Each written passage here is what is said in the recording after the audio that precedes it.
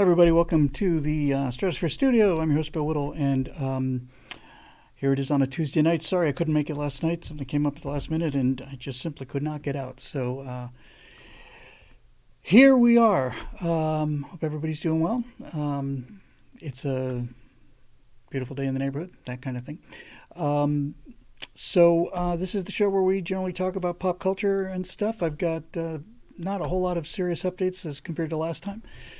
I've been giving this a great deal of thought. I've got most of it set up for the first of the Last Man in the Moon kind of things, and that optimism and that kind of, like I said, that kind of 1966 take on things is really feeling right at home for me. So that's just great. Thanks to all of you for the kind birthday words. And both Natasha and I appreciate that very much as always. So thank you again for that. It was a fun couple days for both of us, and that was great. Yeah. Thank you to all of you. Let's see. I should have pulled this up in advance, but of course there's a lot of things I should have done in my life. Let me see if I can find it without too much trouble here. Hang on a second. So I was looking at a spacesuit for this guy. Like I said, I didn't want to go too super realistic because I didn't want to eat into what I expect the colonies to be, and I wanted something that had a kind of a Major Matt Mason look to it. And I found something I liked actually quite a bit. Let me see if I can dig her up here. Where did that baby go? Its coloring is a little off, but it's actually the most, it's the closest one I could find, and I think it's actually pretty good. I do love the Mercury suit. That has to be, the Mercury suit would have to be rigged. So here, I got a couple pictures for you. Give me 1 second here. Yeah, this is actually pretty close. So I just drag them. And I got one, and I got another one. Now I can change the colors a little bit here, and by changing the colors, I can get a little more close to what I'm looking for. So here we go. So these are, I think these are the suits I'm going to go with here. If the first one will come up, come on, there it is. Okay, you. Yes. Okay, so this is what I could come up for, closest I could come up for the Major Matt Mason looking suit for Last Man in the Moon. So here would be the Major Matt Mason suit. The colors are not quite right, but what I can do pretty easily is I can go in and make those blue flaps on the arms and knees black, and I can whiten up his uniform. It's a little gray. I can just basically brighten that up a little bit. I'll lose the helmet, the stripe on the helmet, and I'm inclined to want to give it a yellow tint because the Major Matt Mason things had that yellow helmet, which I actually kind of didn't like, but there's that, or maybe we'll do like a gold or something. But the helmet's got that kind of small look, and especially on the shoulders look like the accordion stuff, on the action figures. So there was that, and then of course it comes in a couple different colors. So if that would be the, I wouldn't say Major Matt Mason because that's a copyrighted term. Don't lose the stripe. That's how they were told who was who for the Apollo mission, says Dave Big Booty. Yeah, I'll tell you what I might do as a compromise is I might put a number on there because that's what all the helmets used to have, like 1, 4, that kind of thing. So I think that's pretty good. And then because it's color, here's the same suit. This would be Sergeant Storm's take on it. There you go. See how we're making this thing happen here. So it's pretty close. And again, if we make the accordion stuff today, the gray stuff and the blue stuff, we turn that into jet black, like it's rubber. I could probably change it into rubber too, come to think of it. Then I can take this. A lot of people saying, "Ew, it's orange, it's peachy." I can just saturate that and and make it red and stuff. So anyway, I think this is probably what I'm going to go with because it's not too crazy detailed, but I think it looks really certainly looks good enough. And I do like the tight fitting helmet on this a lot. Let's see if I can get a little zoom here. Apparently not. Let's try it this way. Now we'll have a better face in there. We'll have a better human face, but you can see the detail holds up actually pretty well. So I think I'll be getting these guys and should have a talking demo by next Monday. Fiery Waco says, how do you remember details like this from your childhood? My astronaut was played with for one summer, then had his arms pulled off and a firecracker placed in his butt. Well, that's actually no shame in that. Yeah, it does have a right stuff kind of look. The reason I like this suit a lot is especially because the helmet is small. It reminds me of the Mercury suits. Now I have a problem, and I don't really exactly know how to solve that just yet with this suit, and that is, and I have to check really, and I don't really know the answer. I'll find out the answer very shortly because we have a very smart audience.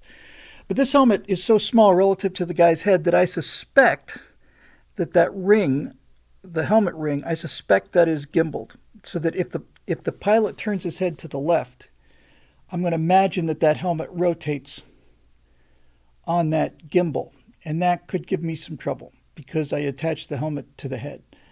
I don't think there's room for you to turn your head inside there. The Apollo moon suits for sure did not turn. There's plenty of room in there. Than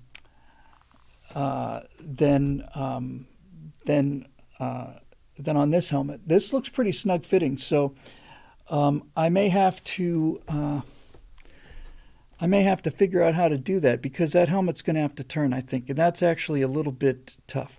I thank you all so much for the kind words on the What We Saw series. I really appreciate that. So there's that, and I really think that looks as close to Major Matt Mason as anything I've seen. As I mentioned, there was a movie planned like in 2009 or something, or 11 or something, with Tom Hanks, and Robert Zemeckis was going to direct it, and then that fell through. But apparently, as of 2019, that deal is still alive, so I'd have to be kind of careful about that. So apparently Tom Hanks and Matthew Broderick are the two famous Major Matt Mason fans, and somebody gave him a Major Matt Mason toy, gave Tom Hanks one on a guest on a TV show or something. I say my Major Matt Mason expertise is second to no one. I'd be more than willing to go head to head with any one of those two guys on Major Matt Masonism. Something about did I miss something on Starship? Because sometimes I do get kind of lost in there. There's some comments here on Starship in the Twitch stream. Starship launching this Monday. All right. How about that? April 17th. Well, that's going to be a sight to see. I will definitely be streaming that live. I'll see if I can get the boys doing that. By the way, we're supposed to shoot 5 a.m. Pacific time. Yeah, I'll be there for that.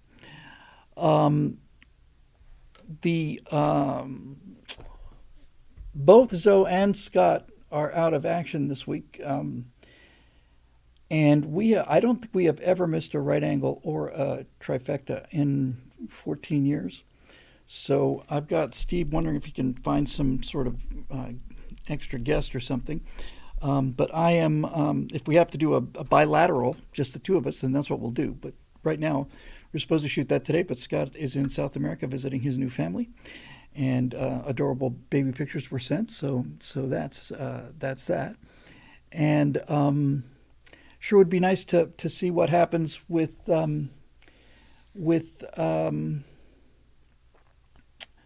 that launch. That's been long overdue, and everybody's waiting for it. So we will see.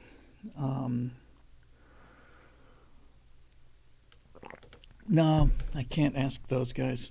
I can't ask anybody like that. I don't. I've asked Steve if he knows any of our friends kind of in the business. I was thinking of. I've never met Sarah Hoyt, but she's always been very kind to me. And yeah, if we have to do bifecta or bilateral or biangle or line, whatever, that's what we'll do. We're not gonna miss a show. Not gonna miss a week of shows. Would Natasha be up for a right angle? No, I don't actually. I don't think there is enough money, arm twisting, or anything else in the world that I could get her to do a political show. So I'm sure we'll figure out something. By the way, in order to fill the gap for the shows that we're supposed to have tonight, the members only right angle show, I did something I've been threatening to do for quite a long time, and that is I put up one from the vault. In fact, I'll play it for you because it's 3 minutes. It's only 3 minutes. It's done in 2017. Not many people saw it. It's from a series I did called We the People version 2. And I hadn't seen it in quite a long time. And then I looked at it and I thought, you know what? This is actually not too different than the Don't Be an Idiot about things. So I don't know. I just like to get people's feedback on this. It's 6 years old now. So, and it's only 3 minutes. Otherwise, I wouldn't subject you to it. So this is the first of the from the Vault series in terms of me grabbing old content and sticking new commercials on it and rerunning that baby and selling more soap. So here you go. 3 minutes. You can tell me what you think. It's a 5-part series on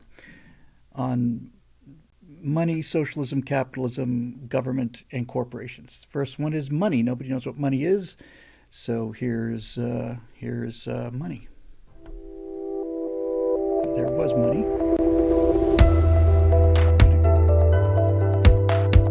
Let's try that again, shall we?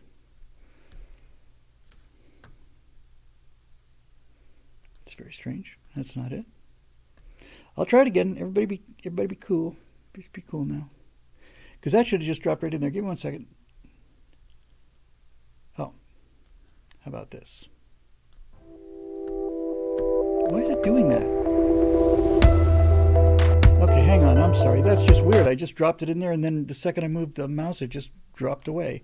Everybody just be cool. Hang on 1 second here. I know this is tedious. I'm a tedious guy.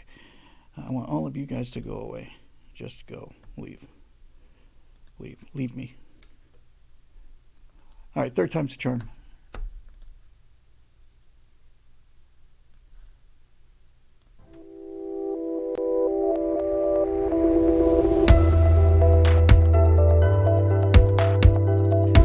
The dictionary says that money is a medium of exchange.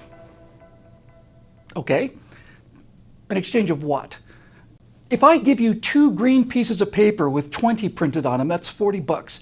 And in exchange for that, you mow my lawn, what is it that we have actually exchanged?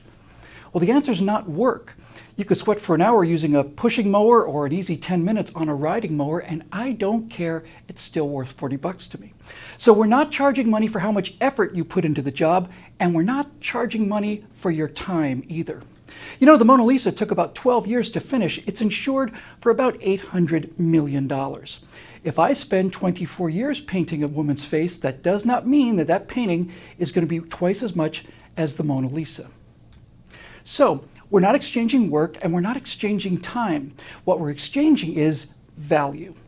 I've got more money than time. You've got more time than money. We both have something of value and we both have something that we want. So who determines that freshly cut grass has $40 worth of value? Who actually sets the price? Well, in a free society, a capitalist society, we both do. You could charge $400 to mow my lawn, but I'm not going to pay $400. You're not the only person out there mowing lawns.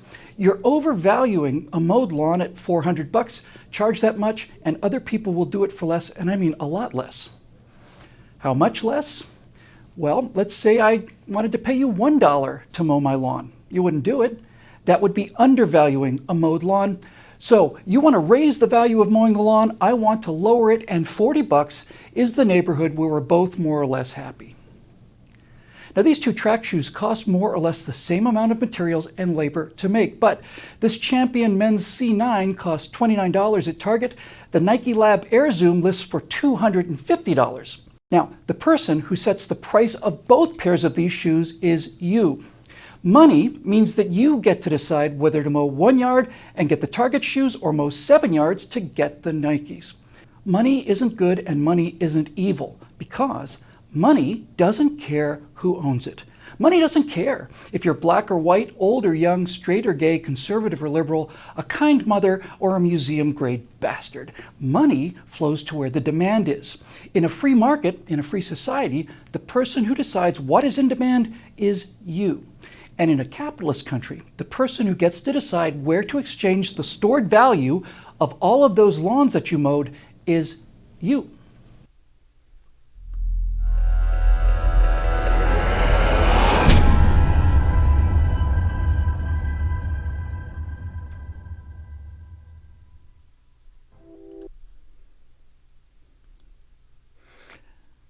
Hooray!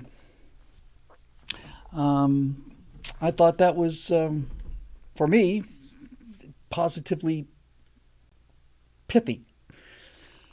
So, yeah, it was the kind of thing where, these fundamentals that nobody talks about, so you got to start somewhere. So, I'll be bringing that back. I've got 4 others in that series. Then I'll start dragging out the old firewalls and things like that while I continue to do the new stuff here. Let me see. So I'm going to probably do From the Vault Friday, but this one I put up. It'll be up tomorrow morning because we still hanging on to our right angles. Hang on a second because it's an interesting looking comment here. Brian Woodbridge in Twitch says, "Hey Bill, I have had a dream for a very long time, and people in my life have told me that I need to start a political show. I need to get my butt out of depression, but I'm working on that. One day I would like to get big enough to do a collaboration or something with you. You've been a huge part of inspiration since way back in the day, so thank you for all that you do." Thank you very much. That's very, very kind of you. I took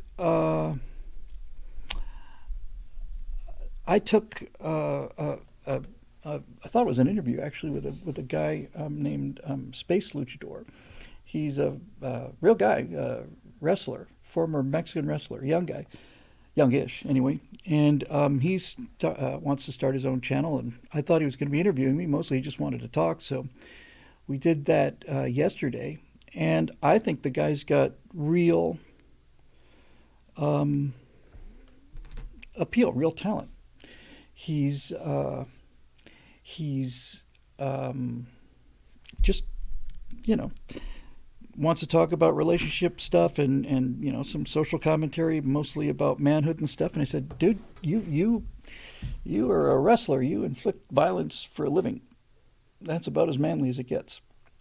So the point of all that is, Brian, is that you really kind of have to start doing that and building it from the ground up. Air Techie said, would he do the show wearing a Mexican wrestler mask? As a matter of fact, yes, he would. And I said, I think you've got a good opportunity here to say some things with the mask on and then take the mask off and say some other things. Because in a lot of ways, he's really prime for what this is today. It's a different world today. It's about authenticity, but it's also about having some kind of a hook, some kind of something to grab your attention. Lots and lots and lots of people talking about things, but really, it's rapidly becoming the era of the hook. His wrestling name, I think, is Space Luchador.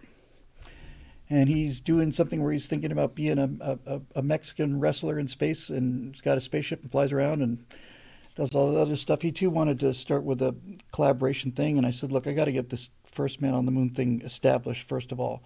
And secondly, this goes to you as well, Brian, and everybody else out there. You cannot you can't shortcut your way around that, building the audience. And as I said to him, is it Astro Luchador?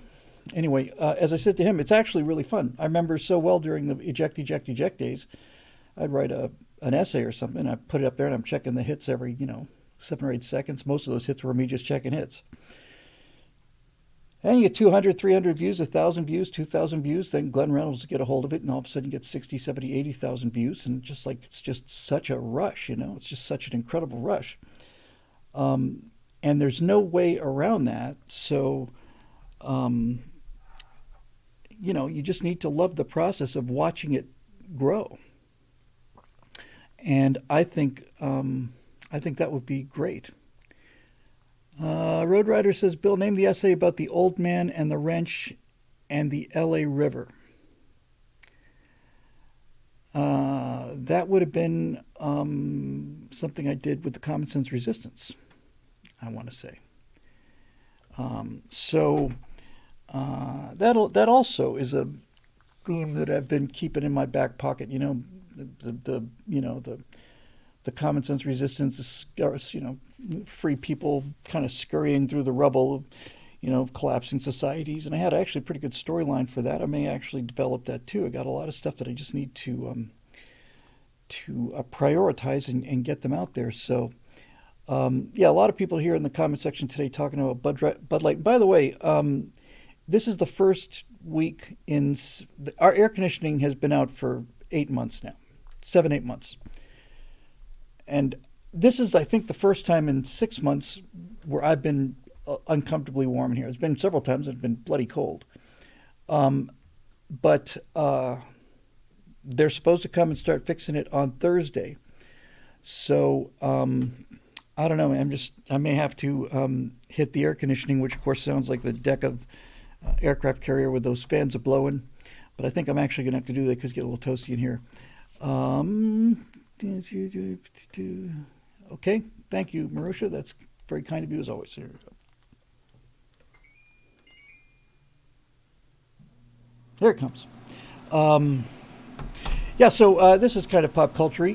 This is about the only thing I have to talk about in terms of pop culture. We'll do Stratosphere Lounge on Thursday as usual. And that's, of course, the giant Bud Light disaster. They found, for those of you not up on the story, Bud Light has made apparently the biggest marketing faux pas since New Coke. So they decided that the way to sell beer would be to put famous transgender individual Dylan Mulvaney on the can of beer. And then today, or yesterday, we find that the vice president in charge of Bud Light, a strong and stunning and brave woman who's in charge of VP for Bud Light, basically said nobody's drinking Bud Light anymore, and so if we don't get young people drinking Bud Light, the brand is going to die. So I didn't even know that they did commercials with Amy Schumer and Seth. Was it Seth Rogen? Two of the unfunniest people ever. And one of the beer commercials is about how women don't get paid as much as men. And that's what you really want to go out and buy some beer. That's what's going to do it. That's what will do it. Just appalling. And then on top of that, pa-boom, here comes the Dylan Mulvaney thing for March Madness. And the boycott continues. I mean, it's just really pretty impressive. The Budweiser lost $4 billion in market cap, I think. Hey, everybody, and hello there in South Haven, Mississippi. Missouri. There's so many M's. Forgive me. MI would be, Michigan, Mississippi, Missouri. MS is, so I probably got it wrong. It's not Maine. Vicksburg, Mississippi. Thank you. Okay, got it. All right, there we go. So anyway, it's been it's been a catastrophe for them, and uh, and this is good news. You can't They cannot smash through that wall of reality. I was going to call this next one I was working on breaking the truth, but I actually think I'm going to call it the truth cannot be broken. It can't be broken. And actually, since their market share was declining prior to this woman getting her woke hands on the thing, I believe she's been fired, which is actually kind of amazing when you think about it. Um, but I actually thought, if somebody gave me Bud Light now, like today, what would I do with it?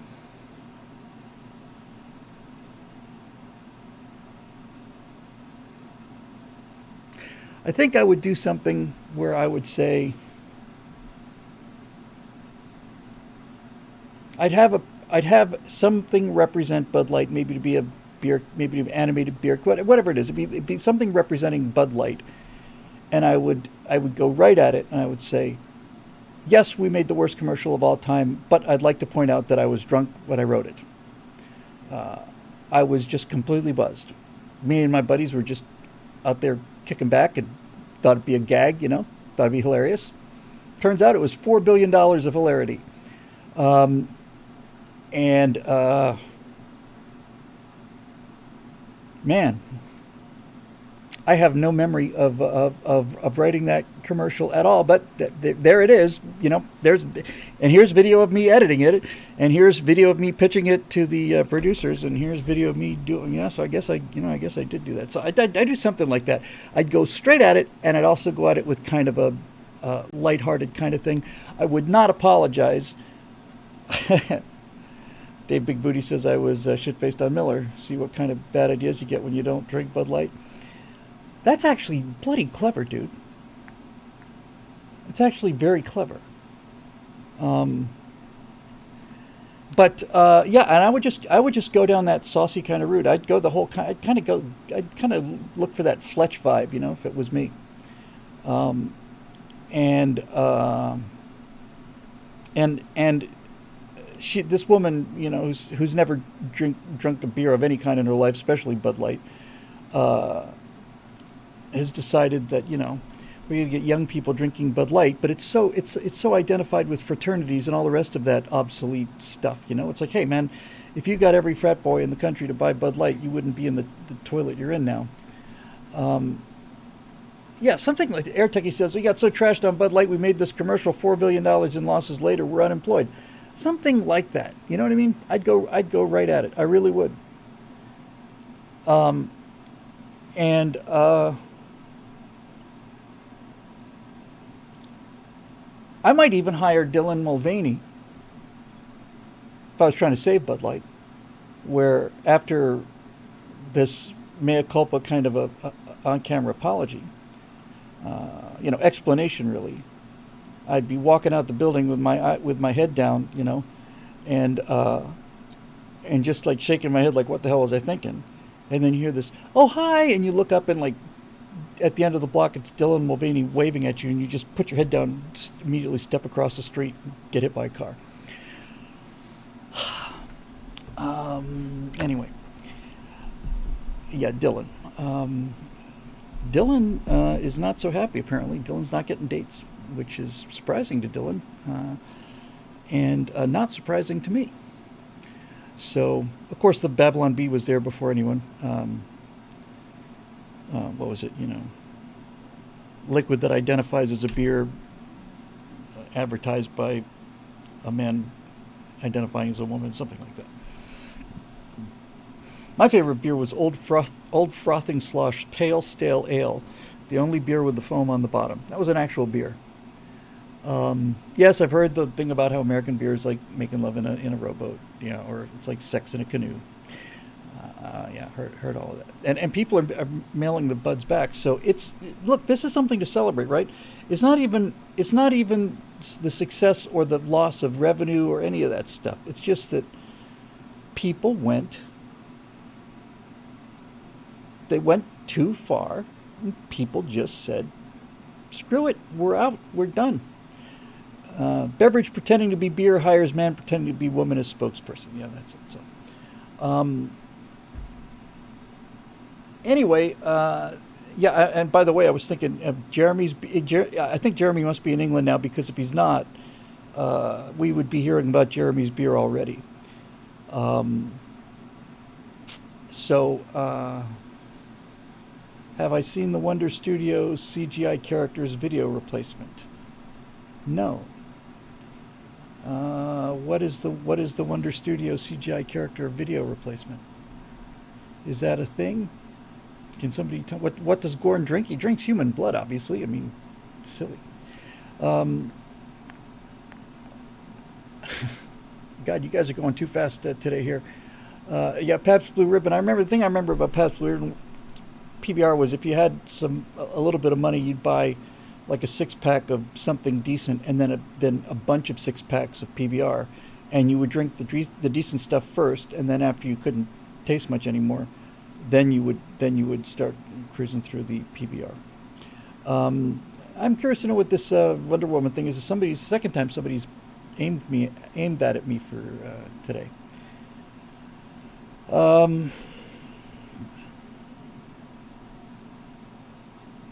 Yeah, I would.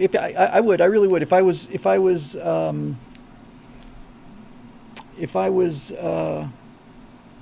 Whoops.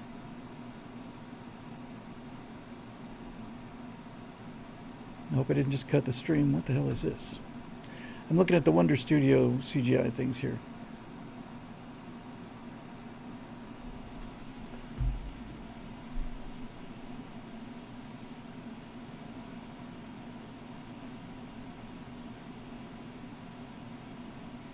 What the devil?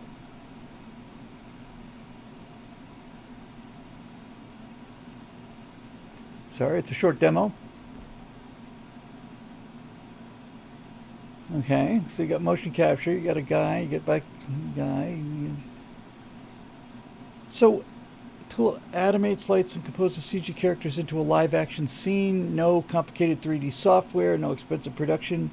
All you need is a camera. Well, now, isn't that interesting?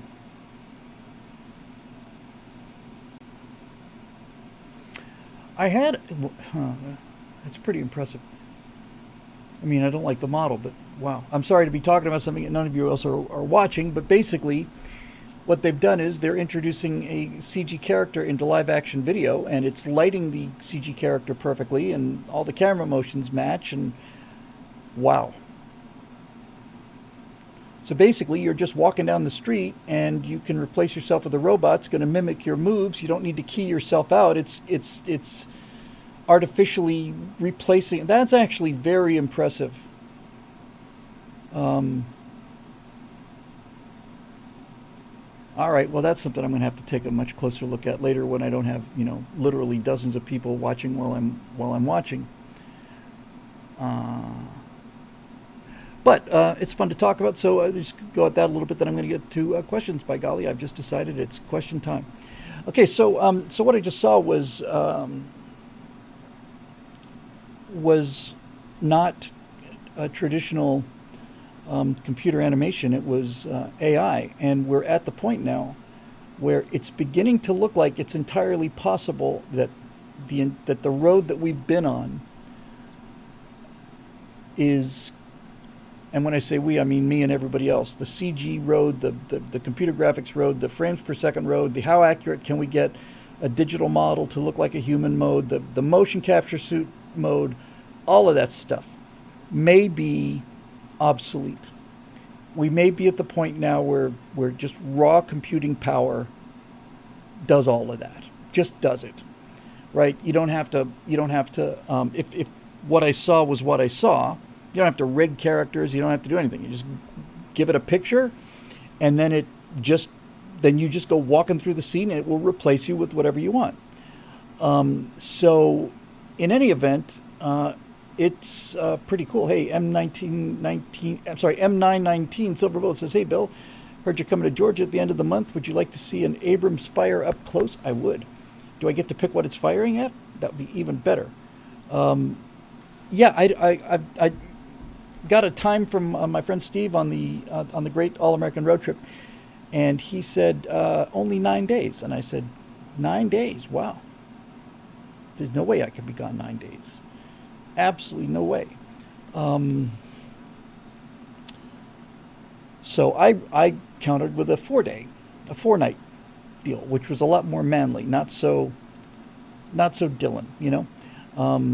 This thing we'll drive for 7 hours, and then we're going to get a hotel room. What kind of a road trip is that? How shocking, disgraceful was it? So I don't know about being able to do the stop in Georgia, but I'd love to. I do think that the meeting at the Air Force Museum is planned. That's part of the plan. We're gonna figure out, and I'm trying to set it up so that we're going to be at the Air Force Museum either on a Saturday or probably more likely a Sunday. And so that's one thing we would absolutely commit to. So I suspect. So Steve had a 9 day schedule. I countered with a 4 night, 5 day schedule. I think we'll probably end up with a 5 or 6 day schedule, something like that. So yeah. So that's that. So I think I'm going to pick up some questions here and do all that other stuff. But yeah, that was absolutely fascinating. That video was really pretty remarkable. I want to make sure I've still got it here. Uh-huh, uh-huh. Yes. Yeah, I'll take a look at that when we're done here. It looks very, very interesting, and like I said, you know, it really is kind of almost like a tortoise in the hare kind of thing. Oh, it's not a good example based on the the moral, the outcome of the story. But this is almost seems to me like all the stuff we've been working on is a slower than light generations ship, and we're on our way to Alpha Centauri, and we've been traveling for 129 years, and we only have 14 years left to go, and then all of a sudden, back at home, somebody invents the faster than light drive, and by the time we get to where we're going, somebody else is already there. The computer's processing ability and image processing ability may be at the point where really, in fact, not only might be, I would be surprised if it wasn't at the point where in the near future, all I have to do is show several pictures to a computer, and then it just does it. Just does it. Anyway, Donde 2K. Donde está mi 2K? Thank you, Dante. Bill chanced upon a real genius of a moon landing. Nair copied you on Twitter. His favorite is astronauts stayed in low Earth orbit and sent unmanned craft to moon to fake landing. Don't ask, just laugh. Yes, he got it exactly right. I have to admit it now. As an expert on the Apollo program, he is the first person to have actually genuinely cracked the code. We did not go to the moon. The astronauts stayed in low Earth orbit. We dispatched a lunar module with 2 life-size dummies who had precisely the same weight as Neil and Buzz. And then this vehicle went to the moon, landed. Animatronic Neil got off the ladder, walked around a little bit, got back up on the ladder, and then they flew him home. So that's basically why we did it. And I just am glad to finally get that off my chest. This is another thing, too. It's like, and it's important. Whenever you have somebody who's got one of these genuine conspiracy things, and many things that I used to think were conspiracy theories I think are true today, but they're all pretty much political. No two of them can agree on this. I discovered this with the Kennedy assassination. You have oceans of people who say the moon landing never happened, and virtually all of them disagree on the details. And the people who say that it did happen, we're all in complete agreement on the details. Walt Disney himself designed the animatronic Neil Armstrong. I have at home, I've been threatening to bring this in forever. I have at home at least a third of the total sketch comedy show that I did in 95, 96 in University of Florida. And we wrote a sketch called Conspiracy Week in Review. And there's four of us being interviewed by a fifth guy. And each one of us comes out with our, talking about our own favorite pet conspiracies. And then the ball starts rolling and we're just kind of riffing off each other back and forth and so on. I got to bring that in and show it to you. Because that was really fun. One of the theories was that we're breeding Bigfoots at Area 51 because only Bigfoots were capable of withstanding the intense radiation needed for a lunar mission, and that there were two underground bases built on the moon by the Walt Disney Corporation, codenamed Mauschwitz and Dachau. And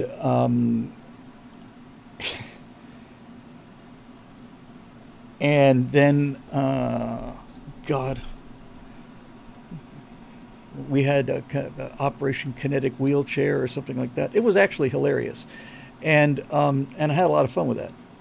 Mitchell and Webb did a couple of great things on conspiracies. Mitchell Webb, actually, I think Mitchell and Webb's take on conspiracies on the Diana conspiracy and the moon landing thing, I think is probably the best thing I've ever seen. I liked it better than the Mythbusters thing that I thought would have been the end of it, but apparently not. Anyway, so let's do some questions. Why don't we? I have to bring that grazing thing in. Oh, hey, maybe somebody can help me with this. The CD I've got of this priceless product, and I mean that, it was some of the most fun I ever had in my life. Had about 90 minutes of video on it. We did probably 150 different sketches. Maybe that's a little much. We probably did 80, 60, 70, 80 different sketches. And so I found the DVD, and it's all scratched to hell, and I was able to recover about a third of it, but the rest of it is so badly scratched. And somebody told me that if you take like just a regular car polish, like turtle wax or something, you can polish a DVD, polish a lot of the scratches out of a DVD, and get that data back. Anybody know if that's true? Because part of me is a little worried that this is kind of like that. Did you know that you can charge your iPhone by putting it in the microwave oven?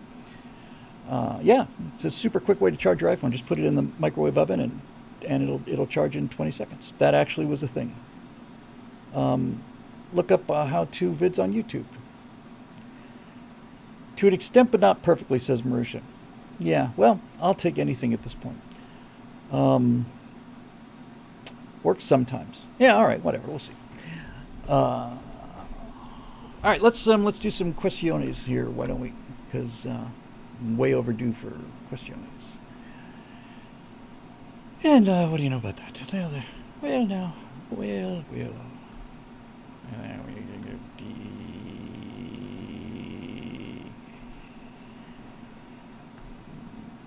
Mrs. Torrance. Come on, you bastard. I'm going to have to put on my cogitation spectacles here. But we will announce the great Boomer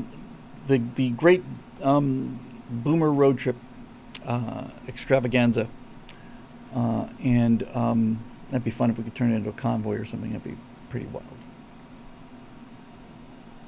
But it'd be great to meet everybody at the Air Force Museum. That'd be bitchin', as we might have said back in the day. Bitchin'. Stress for lunch questions and more. Thanks once again to Henry and Marusha and everybody else for doing so much of the curating of these things. Here we go. All right. And also, Jacob, thank you. Okay, here we go. Let's get some content out there. Why don't we? Hail Bill, hail Jacob, if that is indeed your name. What are your thoughts on artistic self-censorship? When do violence, profanity, and sexuality cross the line from necessary to gratuitous? How do you navigate this as you construct your own narratives? What a remarkably astute question. that is a profoundly interesting question, and um, and it's especially difficult question for me, not just me, but for people in my area of the great Venn diagram of life.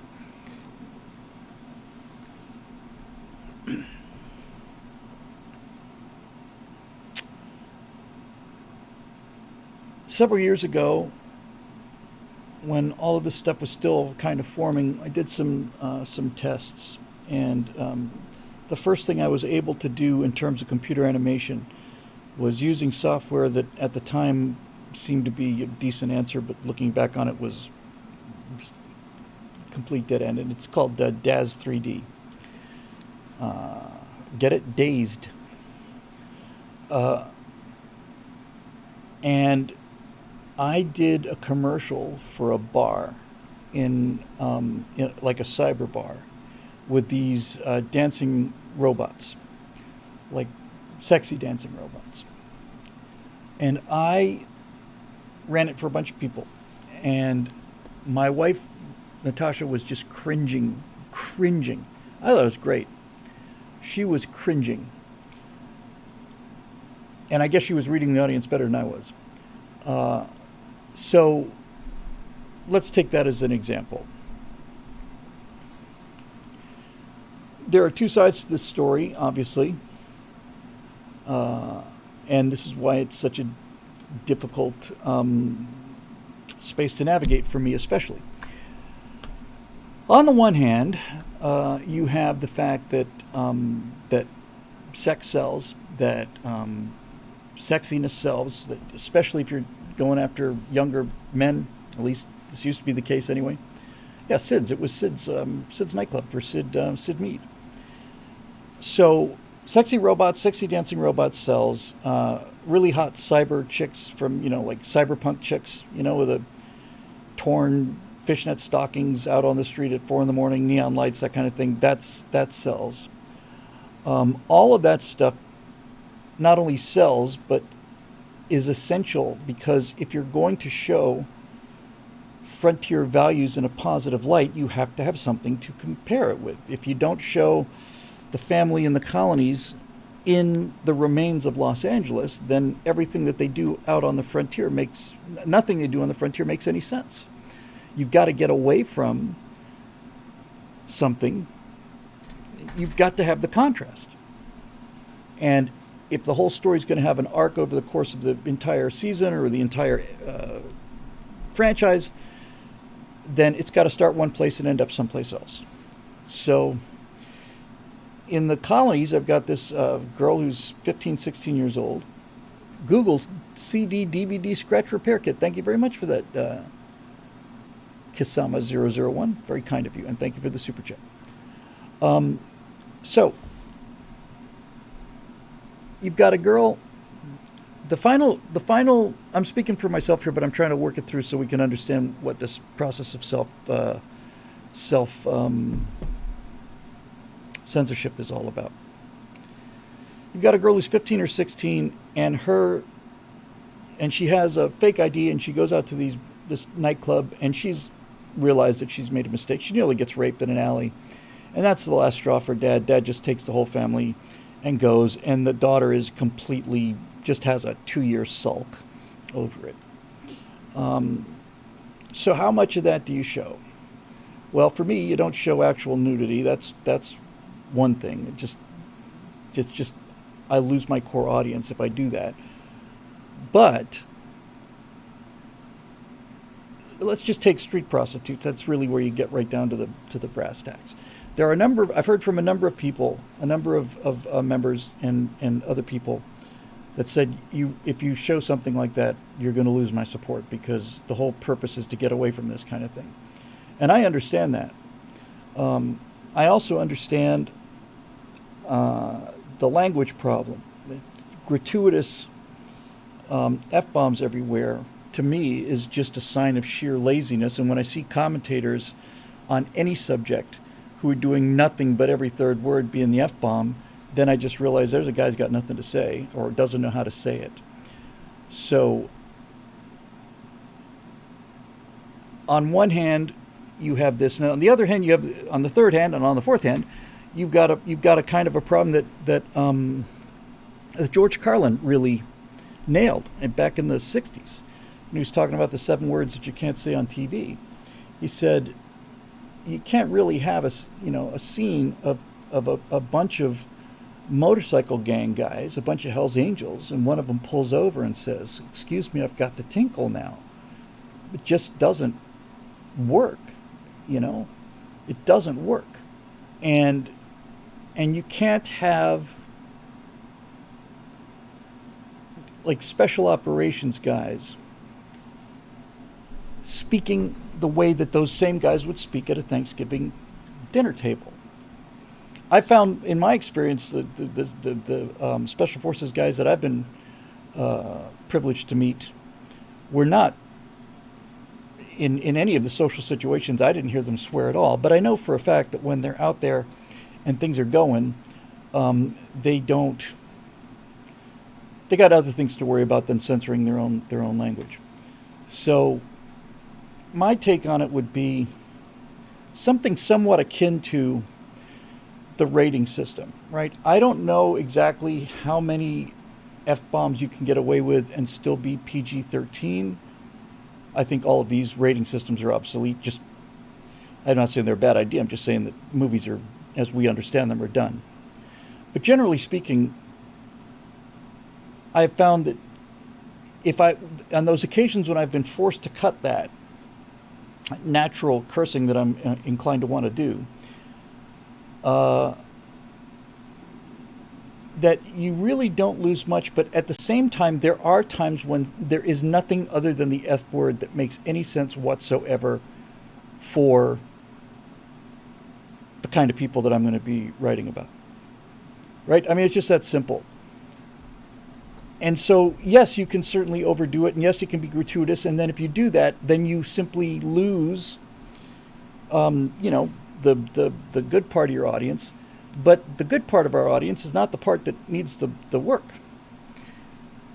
On the eighth hand, if you don't have a certain amount of swearing and a certain amount of violence and a certain amount of sexiness and all the rest of it, then you've essentially got a church movie.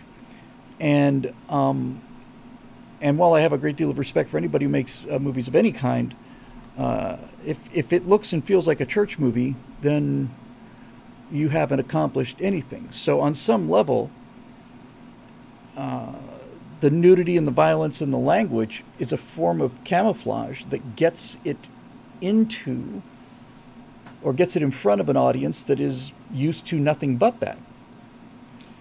And so I think really what it comes down to is, to answer your question on this as best I can, is that there would be 2 criteria. Number one,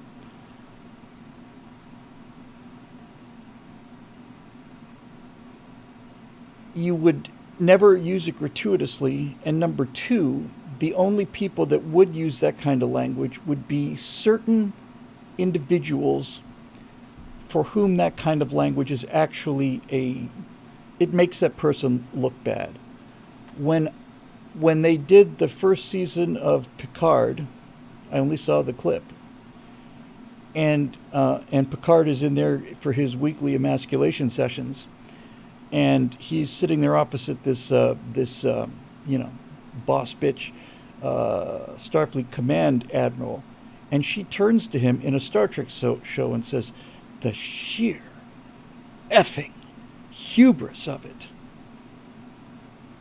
When I heard the F word on Star Trek, I was not impressed. I was appalled. Right? They don't swear at Starfleet. They don't. And that's one of the things I liked about Starfleet, is that they're just not those kind of people.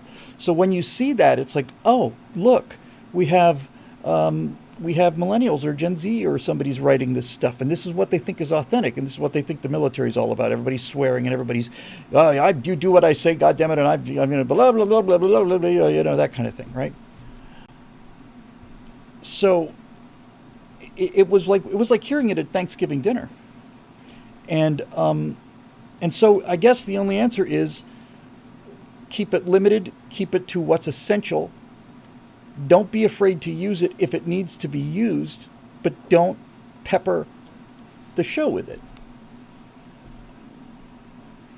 And make sure that the people who are using the language are people who you are not trying to turn into your protagonists, except for the rare occasion, maybe once or twice a season, where something is going so far south that a person who normally does not swear finally swears. That actually has power, right? When you hear somebody who doesn't use profane language, when something actually gets to the point where it actually pisses them off enough, then it's kind of, there. But one of the things, actually, we were just talking about the road trip just a few minutes ago. We are talking about, Natasha said you should just leave a camera on.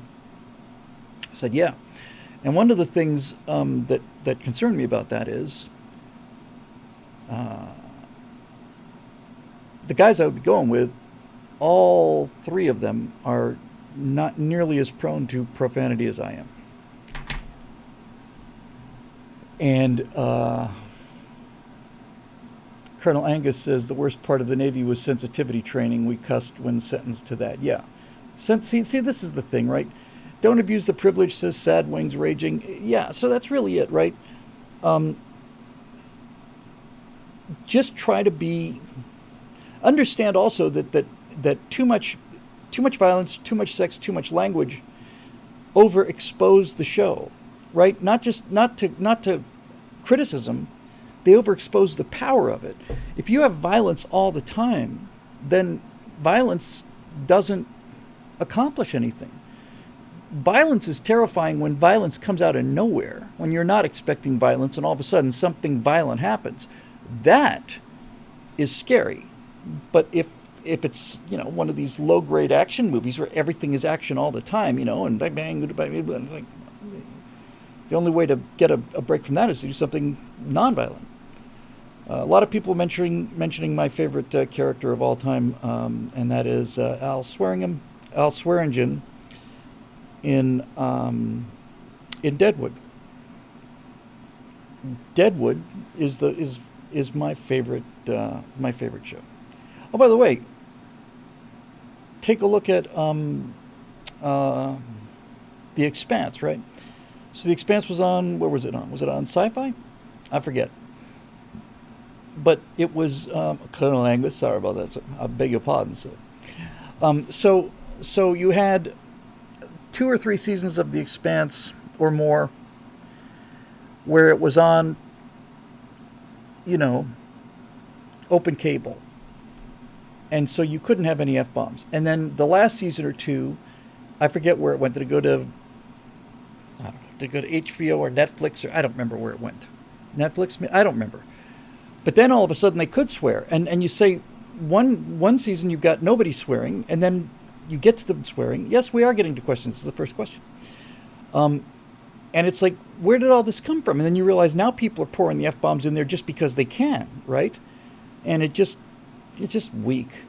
So keep it. What you want to do is you want to put enough.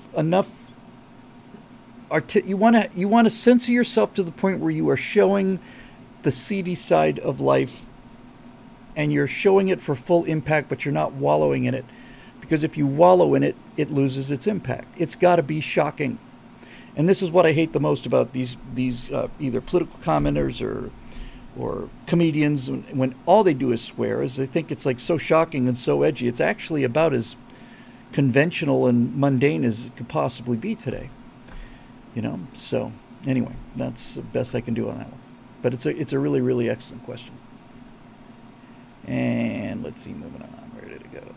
Son of a gun. That's weird. Did I put it here? Yes, I did. Okay. All right.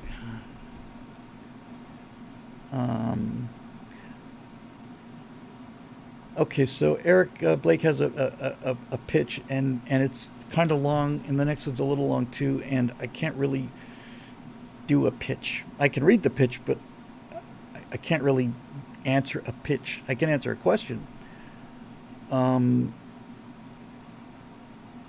So here's another one from Eric. He says we talked about the Disney stockholder meeting and going in there and raising hell about Disney becoming so woke.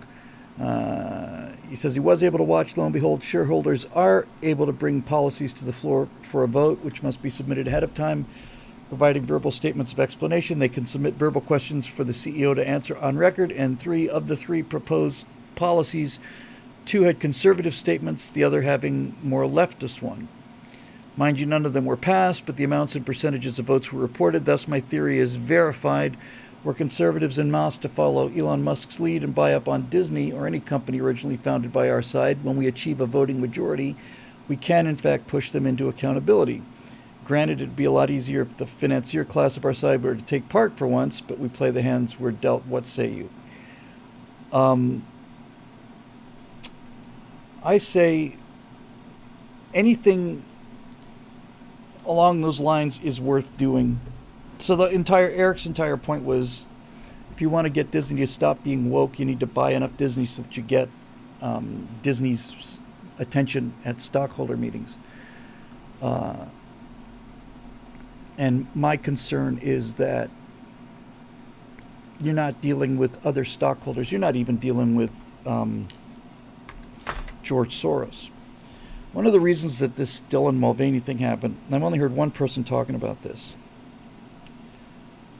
and that is the CEI, which I want to say, if I remember correctly, is the Corporate Equality Index. It's an invented metric, but it's invented by, or at least enforced by, companies like BlackRock, which are trillion-dollar financial companies. And when you say to yourself, why on earth would Bud Light do something this insane? One of the answers, always good to follow the money, one of the answers is that in order to get business loans, in order to get better interest rates, big money issues, the big money issues, your availability for those things are determined by how strongly your company conforms to the Corporate Equality Index. How many trans people do you have in your commercials, right? It's all about the Marxist movement, and this is the big thing that I've been chewing on for quite a while now. How is it that BlackRock, which is the most powerful financial company in the world, why is it that they are pushing this socialist agenda? Why are they demanding that the companies that they lend money to have to do things like have Dylan Mulvaney on their beer cans? Why are they insisting on this? And I've come to realize that at this point now, this idea of, well, you're a socialist and you're a capitalist and you're both pulling for the same level of control, is those terms are meaningless at that level. They don't care about the labels, and they don't care about the process. What they care about is absolute control. And so I think the people who are making these decisions at BlackRock, look, BlackRock is not a socially aware company. BlackRock is as predatory as any company ever, and I have no problem with that particularly. So why are they pushing this equity agenda? They're pushing it to undermine the essence of the United States, because the middle class, the American middle class, is the only thing that stands in the way of world domination.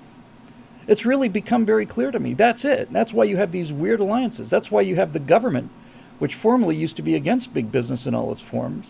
Now the government is saying, we're going to pass a law that says you must buy Pfizer products 4 times or 5 times a year, because we said so. That's the law. And you say to yourself, aren't these people supposed to be opposed to each other? Used to be, but not anymore. Now they realize as long as they all work together, they all get the world that they want. And the world that they want is ruled by elites. That's it. So it's that simple. It's ruled by elites. And anything that destroys the independence of the American family which is the basis of the American middle class, which is still the largest property holder in the world, anything that they can do to destroy that is in their interest, and they'll do whatever they have to do that. I've often thought, the CCP says, Eric says it has BlackRock by the balls. Maybe. I don't think that I think that they're all, that's a great example. So why would a financial company like BlackRock, why on earth would they be allied with, rather than competing with, the Communist Party, the Chinese Communist Party? It doesn't make any sense if you think about it, right? Here's this capitalist money machine, and here's this ideological, theoretically, people owning everything, totalitarian state.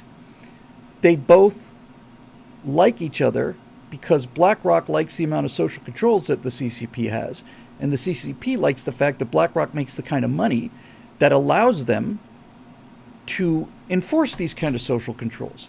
It's all about control. It's all about power over other people. And all of this stuff is just, in the course of the last, since 2008,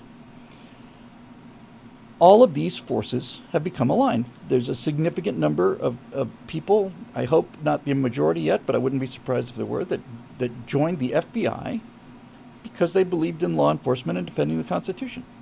The FBI now is the intimidation branch of the multinational, global super government. I saw it, Mercia. So when you see things that don't make any sense, like why would Bud Light write a commercial like this? It's like, why would the NFL back Colin Kaepernick? Why would the NFL not just say, hey, to hell with you? The NFL knows who its customers are. The NFL knows that this doesn't play with the Americans who watch football. The NFL also knows that the woke people that want this taking a knee, I know this is 2 years old, but the example still holds. The NFL knows that the people who are in favor of them backing Kaepernick are not people who watch football. It's not like they're taking one of their audiences over another. They're taking the side of people who are not their audience at all, and they're destroying their audience. Why? Doesn't make any financial sense. Yes, but now I begin to realize it probably does make financial sense. It just means that their visible revenues are taking a hit. So you've got this protest stuff, and the number of people watching NFL games goes down dramatically. Okay? So that doesn't make any sense unless that decision resulted in them making more money, just not more money from ticket sales. Right? And then you get into, okay, well, this is all, what's the motivation? Well, if you're China and you look at the United States spending $600-700 billion a year on defense for the last 40 years, it's quite a toy box. They don't have the means to defeat that. So how do they win? Well, they win not by producing more carriers than we do.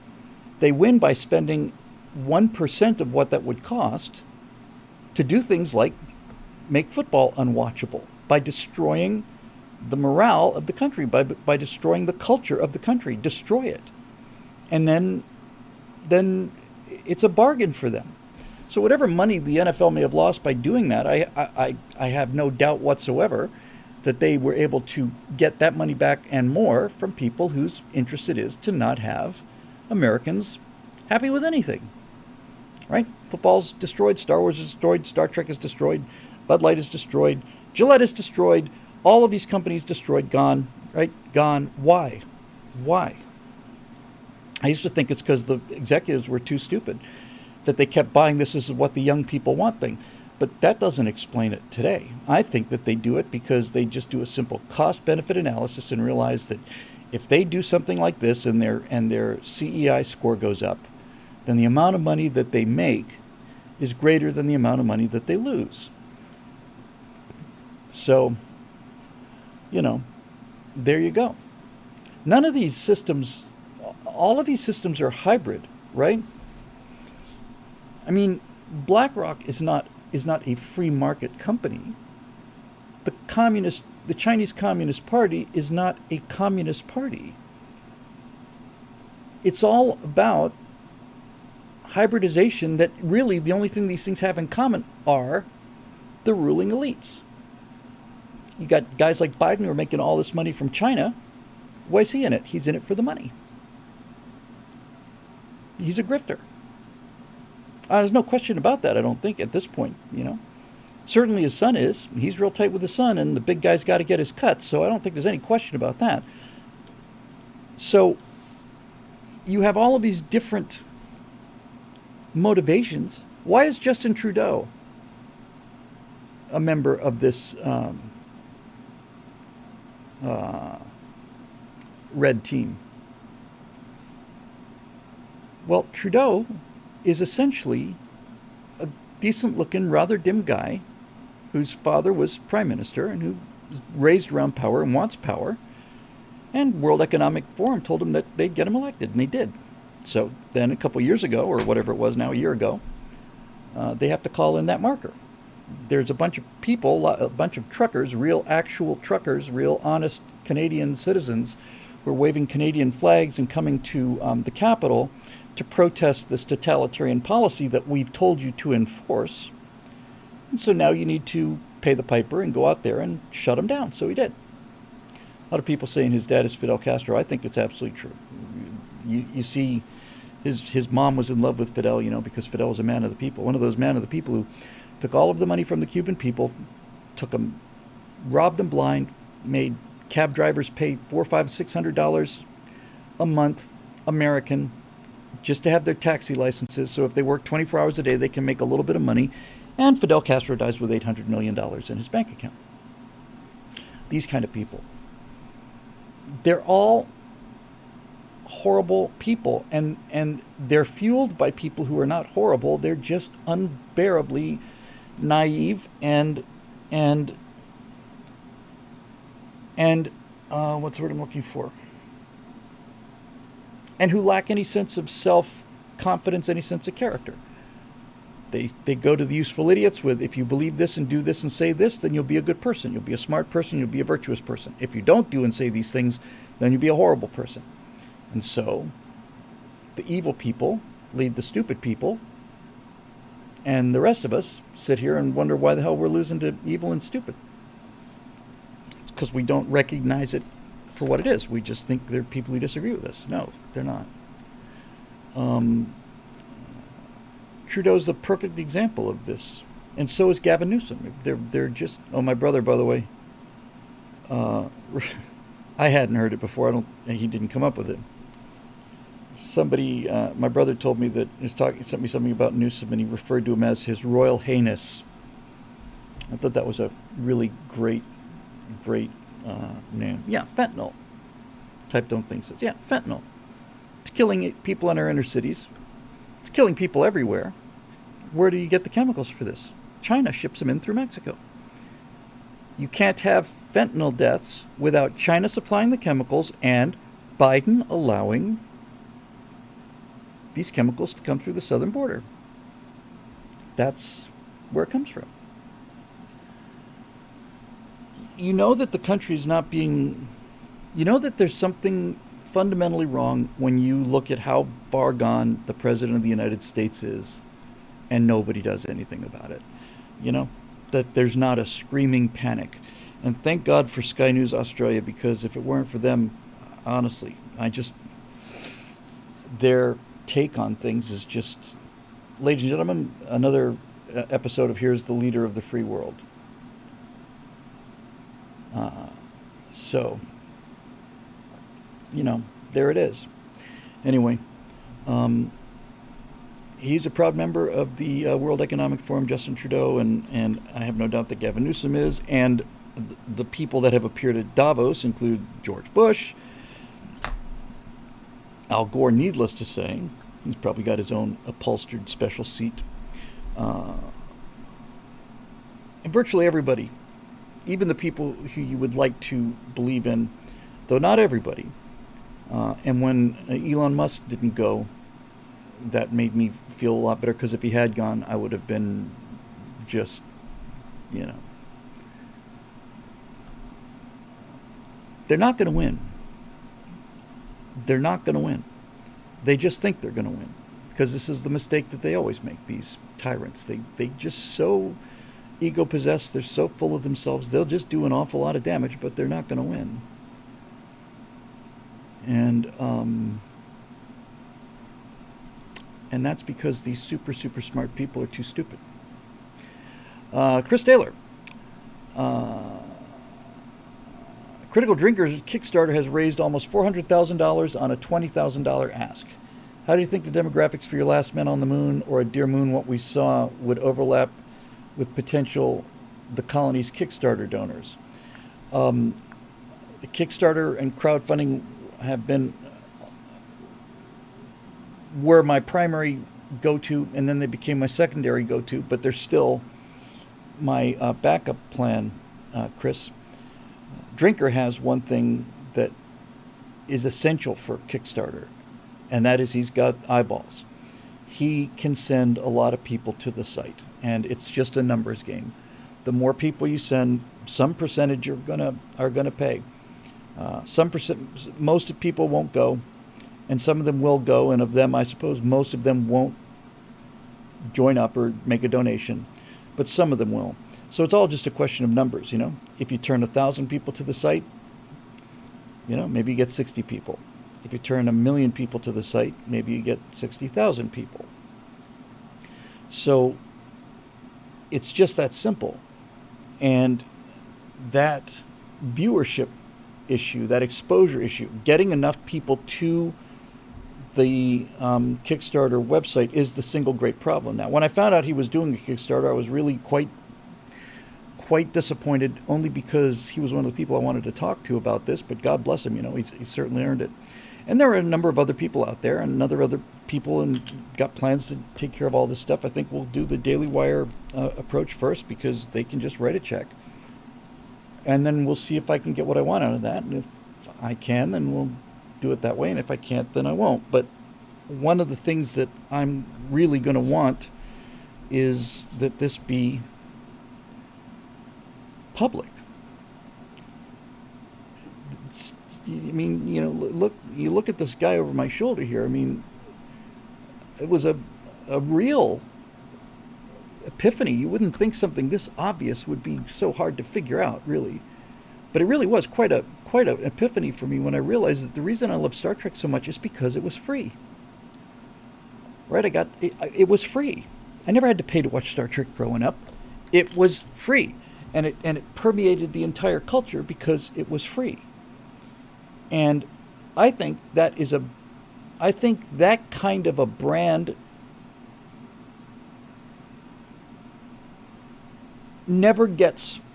is stillborn if it's kept behind a paywall. I just don't think it happens. I think it has to be free. And I think in the long term, that's where you get more money, right? If you can make something that can make a dent in the pop culture to the degree that Star Wars or Star Trek or even things like The Expanse or whatever have done, then, you know, you get there. We were talking about The Expanse earlier. The first couple of, I don't know how many seasons I think they did 5, and was it 3 and 2? I don't think that show would have ever gone past the first season if it was all on Netflix. I just don't think it would have generated enough interest and enough of a crowd. But by the time that they canceled it on whatever it started on, I guess it was Sci-Fi, then there was enough of a ground rush for them and enough of a letter writing campaign for them to say, okay, probably get enough subscribers if we bring the show to Netflix or whatever for another 2 seasons. And boy, you want to talk about a show that just ended by falling off a cliff. So to me, Daily Wire has to have stuff behind the paywall. That's how they pay their bills. But now there is the answer right there. Capicionato lands the kill shot for this whole argument. Perfect. And in the Twitch stream, he wrote, "Unreal is free. That's the way to win. That's the way to win. Unreal's business strategy is, I think, the absolute way to win. For those of you who aren't familiar with it, Unreal Engine is the premier game graphics engine, right? You're going to make a computer game. Most games, especially now with Unreal 5, are made with Unreal Engine. You don't have to design things from scratch. It's just an extremely powerful piece of software that does an awful lot of the work for you. It does all of the hard work for you. Now you just have to be an artist. It just, you put in the character you want and you animate them, and the lighting and everything looks great. So it's incredibly valuable software. When I started in 3D in 1992, the only software that was really out there was 3D Studio, which became Max and so on. Lightwave came along a little later. 3D Studio at the time cost $300, $400, $500. That's beyond belief for me at the time. I bought a pirated copy of 3D Studio version 2, and I want to say it cost me $150, which was a ton of money for me.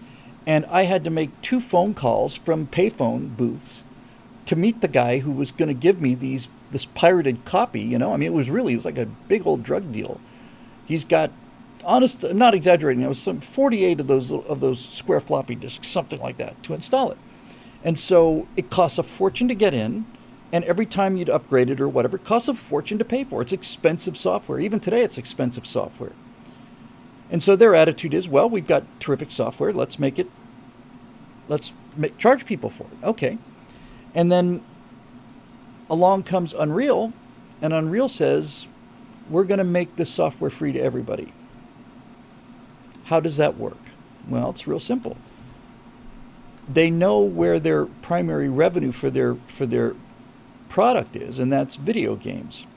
So the license that you sign when you download, that you electronically sign when you download Unreal Engine, you get your hands on the most powerful graphics engine and the most powerful storytelling tool on the planet, and it costs not a dime. And the reason for that is that Epic Games is visionary enough and farsighted enough to put together this business plan. We're going to let everybody have this. Everybody. 99.9% of the people who play around with Unreal Engine are not going to make a dime off of it. We're not even going to try and charge people who make Unreal movies, because if I make an Unreal movie like The Colonies or Dias for Dungeon or whatever, it's just advertising for their product.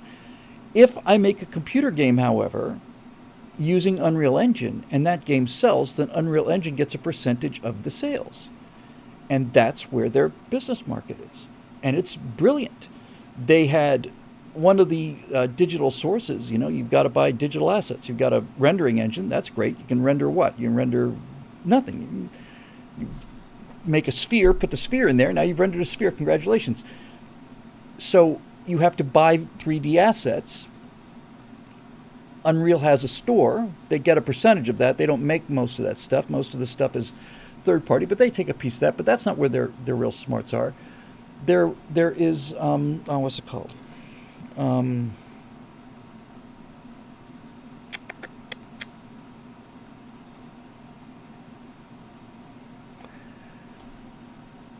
There was a company that did photometric 3D objects. They would go out into the field and they would take lasers and they would scan rocks and they'd take photographs of the rocks. And so you'd have these unbelievably high quality rocks and trees and ground and boulder, all of it. It's incredibly photorealistic high quality stuff. Pixels, something or other. And these things used to cost a lot of money, like $200, $300, $400, $700, $800 sometimes for like an entire package like this. Epic, who makes Unreal, bought them, and the second that they bought them, they made all of their assets free. You can just download it into Unreal. It's all free. And I thought just the genius of that, right? So now everybody is out there making games and developing games with Unreal 3. So what is that? It's not Sketchfab, it was Quixel. Megascans? I think it was Quixel. So but basically what they've done is they've said, all right, look, let 1,000 flowers bloom, right? And all these people are going to be making movies in Unreal. That's going to promote the engine. And somebody out there is going to use our free software, and they're going to make the next Grand Theft Auto or the next Red Dead Redemption, and that thing's going to make $1 billion, and we'll get 10 or 15% or whatever. That's their thing, and everybody wins. Tiamo Lisa, hey Lisa, how are you? Long time no see. I hope you're doing well. My goodness, it's good to see that name there. Hey Bill, did you hear about the robot dogs they will be unleashing in a big city near you? Scary. I did not hear about that. Fortunately, I'm prepared for this, as always. I carry in my pocket a number of things that are about the size of a cherry bomb, and they're relatively short radius EMP grenades, and robot dogs don't particularly scare me. So that's the attitude I would negotiate really hard for, and I think if the cost is low enough, I think I could probably talk them into do it. Look, if you went at them and said, we need to spend $20 million and you're not going to be able to monetize this, they'll tell you to take a walk. And that's business, and I don't blame them. But if you say something like, we need $2.5, $3 million, you're not going to be able to put on behind the paywall, but you can run ads on it, and you can do merchandising on it, and you can do all the backstage stuff, all the behind-the-scenes stuff, all of that stuff. You can do all of that. I might be able to talk him into it. I don't know. If not, I will have a tough decision to make. But of course, the flip side of the story is the media has changed. My agent will negotiate. Me negotiating with Jeremy Boring is like a guy with a spitball going up against Abrams. One of the things that is... I actually toyed around with this idea. Those of us of a certain age, namely old people,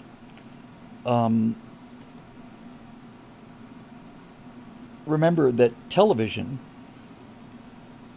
was a joke. And the main reason that television was a joke before HBO and The Sopranos really was a real milestone. But prior to The Sopranos, television was a joke. Even good dramas on TV were a joke. And the reason they were a joke was you got 6 or 7 minutes, 8 minutes of drama, and then you had 4 minutes of commercials. And there's no way to stay immersed in a show when you constantly have to go to commercials. And all of us remember this. It's like, oh, commercials. And it's not a commercial. It's not 15 seconds of commercials. It's 3 minutes of commercials. Then 7 minutes of of show. Then another 3 minutes of commercials. That's why the show was so-called free, right? Well, we don't charge commercials. And I thought, almost as like a experiment, to take some content that I do, a firewall or something, and get, 2 or 3 minutes into it and say, and we'll be right back after some word from our sponsors. And then just put together 4 or 5 different fake ads for detergent and beer and did I mention detergent? And then just make people sit through 3 minutes of commercials to make them realize that this is free TV, was free, but was also horrible. Commercials were horrible. And the worst was when they would take a movie, a feature film, and run it on TV, because these bastards had it absolutely down to a science. You'd see Raiders of the Lost Ark, let's say, on television. It's the movie of the week on Friday night, some big show. And you'd sit down and you'd watch it for free, and you'd probably get 40 minutes without a commercial. Then you'd have a couple commercials, go back to Raiders of the Lost Ark. By the time you get into the second hour, you're getting 4 or 5 minute commercials for every 8 or 9 minutes of show. And by the time you get to the end of it, you got more commercial time than Raiders time. They've got you now. It was horrible. I really don't know what young people today would do if they had to watch TV the way that we watch TV. It's really one of the many great things about this age is to be commercial free. And that's grand for a viewer, but for guys like me, it's like we started this problem at the very, very, very beginning at PJTV. We're looking at this thing, they're trying to crack this nut, and the nut works like this. The internet is free, television is free, so television on the internet has to be free. And and to get that model broken into people's heads is just, we still haven't done it. Bill Murphy says, did you see that the Dalai Lama had to apologize for asking a young boy to suck his tongue on TV? I don't know what the Dalai Lama's intent in that was. If his intent was what it sounds like, then he owes him an apology. If the Dalai Lama asked him to do that because he thought it might clear up conflict in Bangladesh or something, then, boom. Castellan in Twitch, we don't, relatively new name. Hi there. This is back in the 60s. Gilligan's Island was 28 minutes of show in a 30-minute slot. I'd, not to quibble with you, be willing to bet you it was closer to 26 minutes a show. A 30-minute sitcom was 27:30, I want to say. 26:30, 27:30. 27 minutes, 30 seconds. And that included head and tail credits, both of which were 30 seconds to a minute. So commercials, Jesus, it's like, oh, get up, go make a sandwich, hurry up, it's almost back. It's terrible. But that's how they paid for this stuff. So how do we pay for it now? You said 26? I have my glasses and whatever, 28, 26, 26, 28. It doesn't make no difference to me. Get off of my alarm. So YouTube was genius in this regard, right? Stuff on YouTube was free, commercial free, for years and years and years. And then suddenly it wasn't. And I resisted paying that $10 a month for the longest time. I did not want to pay people who were censoring me. And then suddenly I realized that it just means that they're going to pay me less, $10 less. That's how I managed to square myself with getting YouTube Premium. My money doesn't go to YouTube. YouTube pays me. I don't pay YouTube. They're just paying me $10 less because I don't have to listen to the commercials anymore. So anyway, all of this stuff, right? It's all floating around. And the thing about crowdfunding is, this is really crazy important. If you can crowdfund an entertainment property, you have not only changed the business model, you have inverted the business model. It's upside down. This whole thing used to work like this. I need $1 million to make a movie. So I have to find a guy to give me $1 million, right? He's got to be. I've got to convince him that not only can I make the movie for $1 million, that I can make the movie. Period. That I can make it for $1 million, and that it will make more than $1 million when it goes to market. So there's $1 million right there. Then, in order to convince the guy that this thing will make its $1 million back, I have to say, well, we have to have a name in there, otherwise nobody's going to come. So you have to have a star. So let's say, for the sake of it, let's say Tom Cruise. He's $20 million. Let's say.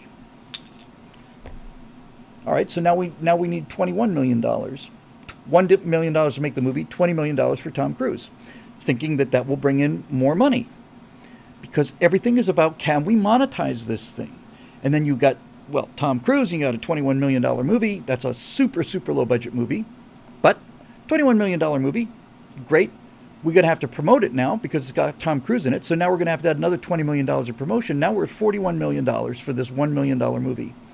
And $40 million of the $41 million is there to get people to come and see the movie. And $1 million is there to actually make the movie. Right? So now you've got a $41 million hole to get out of. And the studios, where the money comes over the counter, at least it used to in the movie theaters, so your $1, your $10, your $20 ticket or whatever, that money goes into the box office. Most of it does not stay with the movie theater. The movie theater gets to keep, 10%, 20% maybe, of what the movies make. That's why That's why popcorn costs $12. Movie theaters survive on their snack bar. If a movie theater didn't have a snack bar, there wouldn't be any movie theaters. They only keep a tiny, tiny fraction of what you pay to go see a movie then. So there's a percentage of revenue that goes to the theater, percentage of revenue goes right back to the distributors, percentage of the money goes back to the advertisers. They get paid first. Tom Cruise gets paid before anybody else gets paid. Now you're looking at, you have to make $80 million to make your $41 million back to make your $1 million movie. You got to make $80 million to make your $1 million movie. All of this so that you can get people to see it. But if you crowdsource it and you raise $1 million in advance and you get it done that way, then then all of that stuff goes away. It all just gone, right? It's gone. How are you going to monetize it? I don't have to monetize it. What do you mean you have to? It's paid for in advance. Well, how are you going to charge people to see it? I don't charge people to see it. I don't have to dig out of this hole. I don't owe this money to people. Nobody's out $1 million waiting for the $1 million to come back. They spend $1 million to see the movie. All I have to do is deliver the movie. And now you can literally dump this thing. You can just drop CDs out of an airplane, or you can just broadcast it on the side of a building. Doesn't matter. It turns the entire market upside down. And it's wonderful if you can get enough people to go for it. And enemy at the 6. I'm not completely unaware. Now his knife, of course, is it's hard to see. It's down here. Oh God, he's so heavy. Yeah, there it is. Flint knife down there. So there you go.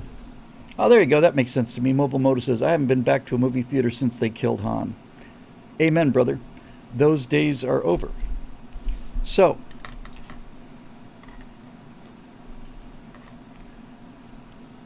the tough issue will be to say, if we make this thing free, it will be seen by millions and millions of people. But we're not going to make any money off of that. Correct, but it will be seen by millions and millions of people, and it will permeate the culture, and you will own that brand, and that franchise that's the home run. Eric Blake says, hey Bill, did you hear about the title of one of Daniel Craig's 007's upcoming films? I swear I'm not making this up. The title is Quare. I did not hear that. I thought, however, that Daniel Craig wasn't doing any more of these 007 movies. Marusha Dark, merchandising, right? It's not even just merchandising. It's brand recognition. Desilu, people think NBC made Star Trek. No, NBC bought Star Trek. The people that took a risk on Star Trek was Desi Arnaz and Lucille Ball. It was them. Really, it was the two of them. They said, this could be good. Star Trek was produced by Desilu Studios, and Desi Arnaz was a genius. Desi Arnaz invented the sitcom. He invented the 3-camera sitcom. The living room of the Ricardos is on the exact same physical space as the bar in Cheers. It's precisely the same physical location. Same studio, same everything. So you got to be able to get out of, you got to get ahead of where the market is. Try to figure out where it's going. And the only way you can do this, by the way, the only way you can get this inverted market strategy is for the cost to be low, because you cannot crowdfund $20 million. Well, you can if you're Chris Roberts, but other than that, you can't. And by the way, Chris Roberts is not selling dreams. He's selling experiences available today. Star Citizen, I got out of that 5 years ago, and it's not much improved since when I left. But what he's selling is, here's a spaceship that you can walk around in, sit in, and fly. Can't really do much of anything, at least as compared to other games, but you do get to hang out with your friends and fly. It's worth every penny for me. I remember driving over Planet Rover, looking next to a friend of mine who's on the other side of the country, talking through headsets, hanging out with 15, 20, 30 people, having a blast. So you got to know what you're selling and, you know, all the rest of that happy stuff. Let's see if we can get a couple more of these babies done.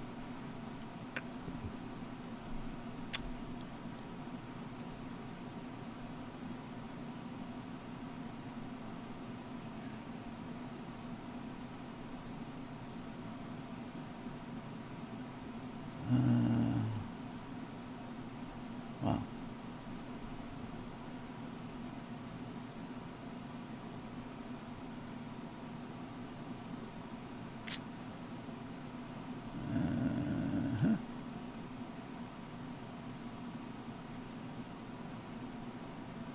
Okay, well, it looks like this might actually be possible. Um,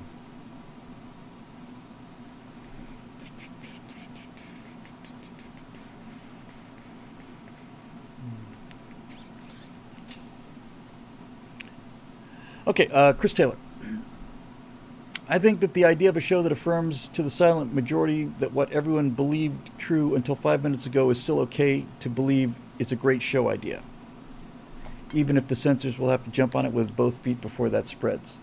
When you write dialogue for Last Men in the Moon, were you going to give them actual opinions of 1966 fighter pilots? Yes. Or just be a voice for your present beliefs? What difference? There's no difference between those two. My present beliefs are the beliefs of 1966 fighter pilots. Or try to avoid the topics they diverge on. No, I want the voice of people who have, because of their isolation, existed independent of this mass psychosis. And they simply just say things that are true. And I just love the line. You could do it just, you frankly might as well just ride the Dylan train, you know. These guys sitting on, I spent a lot of time looking for a specific kind of a beach chair. And also for a specific kind of a 60s TV. The TV I did a little better on. The kind of beach chair I was looking for, I could not find. I searched a lot of 3D assets. I need a digital beach chair. But the kind of recliner chair I need is the kind that was made out of aluminum tubes, and then it had woven plastic slats. And these woven slats would eventually fray and stick you, and then they'd get, if they're out in the sun real long, they'd start to break and stuff. Everybody my age knows what those things are, right? You know, they're just, you know, strips of plastic with an aluminum frame, boom, sits down there, and you sit there and have a beer. So I just want the first one to be these two guys just sitting on the moon, on the lunar surface, just sitting there watching TV, just to get out of the house. Got their feet up. There's a console TV, there's a cable that goes to the back. There's, you know, it's a brand new 1967 color TV, probably a Quasar, dun, dun, dun, dun, by Motorola. And you put Dylan or somebody like that on the TV, and one guy turns to the other and says, see, this is what happens when you don't let little boys play with cap guns. That's the entire premise right there. That's it. That's all of it. So anyway, when you write dialogue for the Last Men of the Moon, oh, you got that. For examples, queer and sissy are insults, and those who should feel shame are insults, and those who are should feel shame with uncomfortable overcompensation from the Navy astronaut, perhaps. Combat is not women's work, even if there are a few women who can handle it, as history shows. The detriment to the men's discipline, morale, and ability to think clearly wouldn't be worth it. Yes, that's 100% where I want to be. It's 100% where I want to be. I don't want to be in a place where these guys are treating women as if they're all, you know, she makes a great cup of coffee, I think I'll keep her. That kind of thing. But yeah, combat is what men do. That's what men do. They go. Not going to have the problem so much with women as they're going to have the problem with doing anything to lower lethality standards in order to get a result. that's what they're going to have a problem with, right? I think these guys would say, listen, man, I think I could pretty clearly say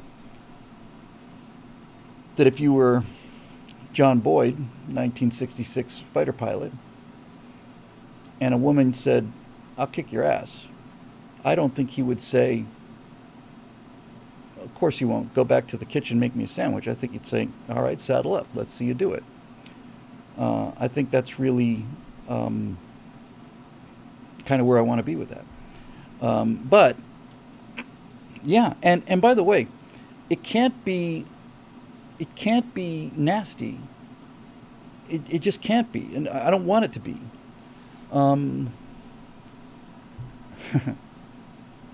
Asa Findi says, Bill, I'd like to inform you that you've won. Yes, that's it. Won the first annual Montgomery Burns Award for Outstanding Achievement in the field of excellence. Excellence. Smithers, from the beginning of time, man has dreamed of blotting out the sun. Smithers, since the beginning of time, man has dreamed of blotting out the sun. That's just brilliant writing. So yeah, Chris. So that's what I'm after. I want that A-OK, 100%.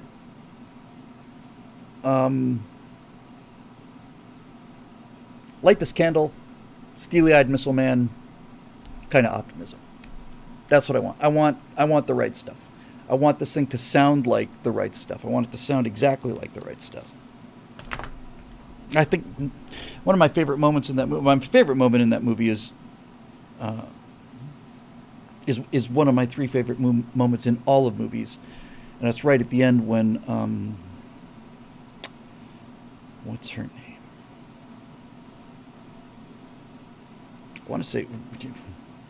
Wanted to say Janice Rand.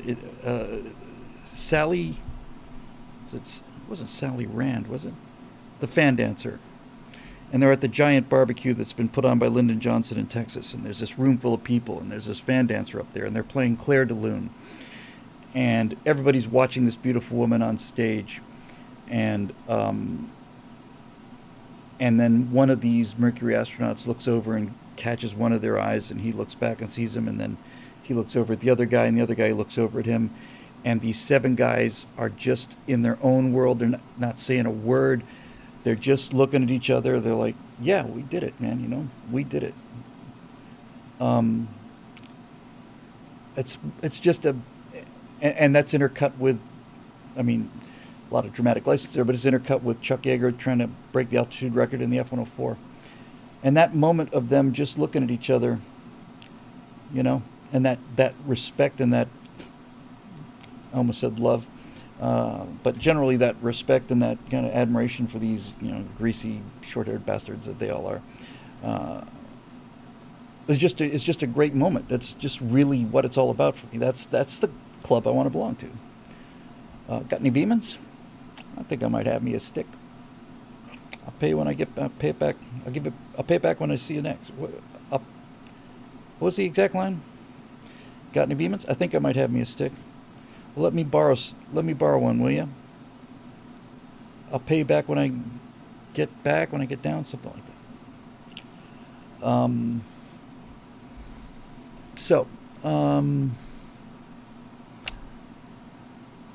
Yeah, that's the whole tone I'm going for. I think there's a desperate need for that sound, because I was talking earlier about Space Lucador. We were talking about these people who are doing these commentaries, and I'd mentioned how I was very impressed with Kevin Samuels, and he said, yeah, well, Kevin Samuels is right about some things, but mostly he's just too hard on the women. I said, oh, really? He said, yeah, it's not the women's fault, it's the men's fault. They're the ones that abdicated all the responsibility. I said, you know, you got a good point there, pal. And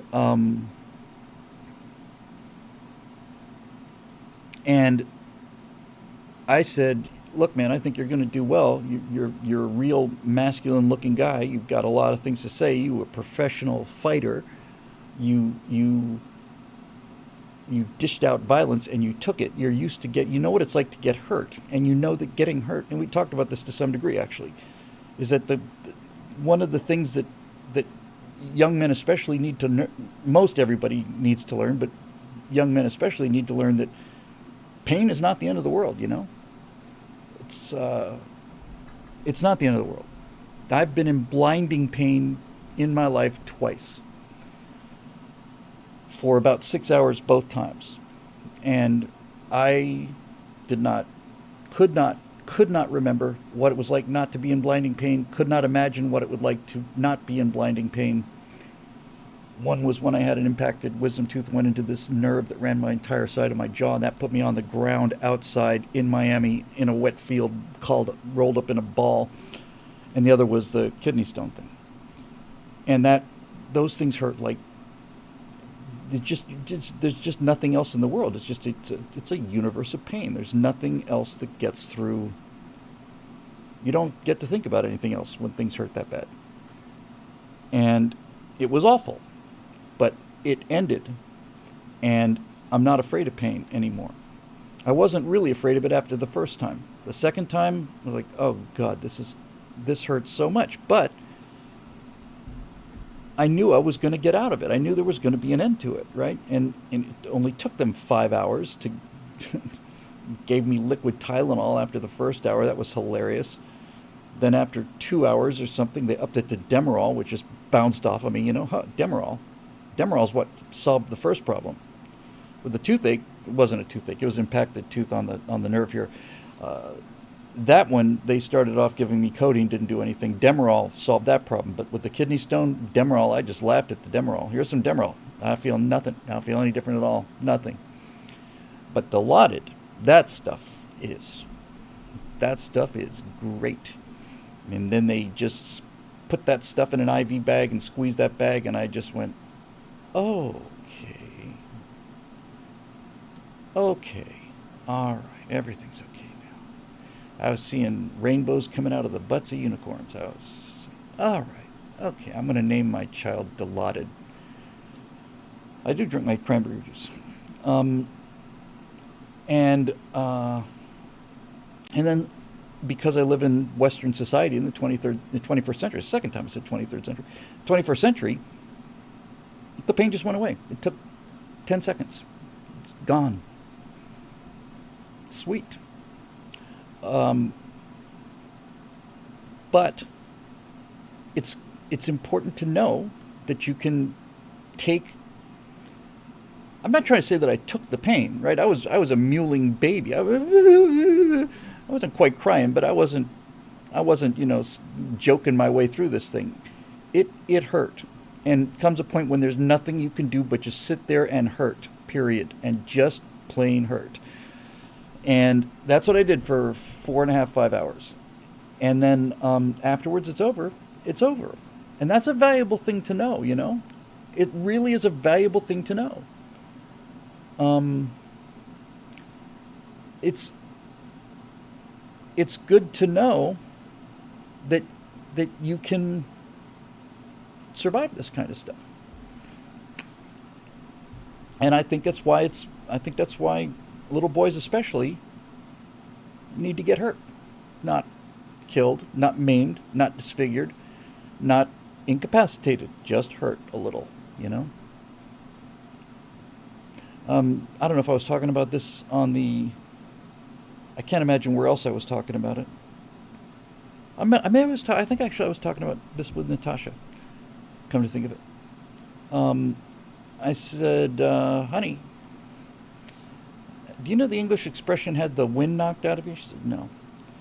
I said, have you ever had the wind knocked out of you? No, what is that? Have you ever been hit hard enough? And I realized the second I said it, no, of course she's never been hit hard enough. Wouldn't want to live in a world where she got hit that hard. But when you get the wind knocked out of you, you basically expel. You get hit and you expel all of your air, and your lungs essentially temporarily collapse, and you feel like you can't breathe. And it's not fun at all. I mean, you really genuinely feel like you simply can't breathe. That there's something sitting on your chest and you can't inhale. It's enough to make you really, really afraid. And in talking with Natasha about it, I said, you know what? I bet you 90%, maybe more, 90% of the boys my age at some point had the wind knocked out of them at least once.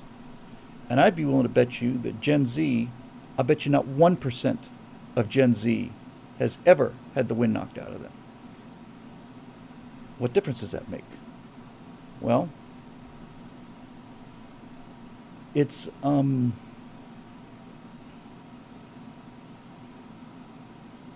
it toughens you up. I just don't know what else to say. It's like you get the wind knocked out of you. That's a terrifying sensation. You're lying there on the ground, and of course everybody around you, because you don't knock the wind out of yourself, generally speaking. So somebody playing football or something hit you hard and knocked the wind out of you. Now or baseball, for that matter. So now you're lying there on the grass looking up at the sky, and there's only one cure for having the wind knocked out of you, and that is for other people to give you some air, which sounds more impressive than it really is. You would think, give them some air. What do you mean? You like get a respirator? No, just like back up, give them some air. Give them some air. All right, everybody, just give him some air. Everybody just back up. All right, just give him some air. All right. J.B. Coulter says, no, it's that the diaphragm contracts and doesn't relax, which doesn't allow exhalation. You can't breathe out. That's it. That's it. It's like a diaphragm spasm, and it's not. I don't think anyone's ever died of having the wind knocked out of them. I'm pretty sure that the worst that would happen is you would become unconscious, at which point this thing would just start breathing again. But this is kind of where I was going with this. CJ, is that you, Clay? I can't see with my spectacles. I think if you've had the wind knocked out of you, you know that words aren't violence. Yes, whenever I hear somebody say, you know, words are violence, it's like there's a person who's never experienced violence before, ever. Words are violence. They're an assault. Have you ever been hit before? No, I'm sure not.